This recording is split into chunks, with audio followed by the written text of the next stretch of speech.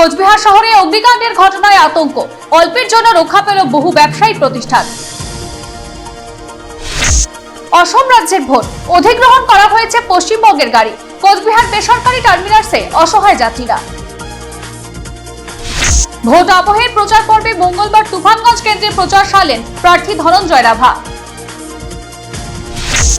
প্রার্থী মনোনয়ন নিয়েও বামেদের ঘরে ঘোর অশান্তি, প্রকাশ্যে ফরওয়ার্ড ব্লকের অভ্যন্তরীণ দ্বন্দ্ব।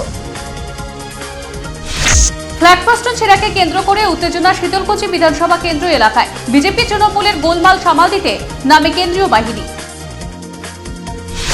ভোট আবহে তুঙ্গে উঠেছে প্রচার, নাদাবাড়ি কেন্দ্রীয় তৃণমূল প্রার্থী সমর্থনে সভা করলেন অভিষেক বন্দ্যোপাধ্যায়। চৈত্রের সন্ধ্যায় মাসান পুজোর আয়োজন পাটাকুড়া রানীবাগান ঘাটপাড় এলাকায়।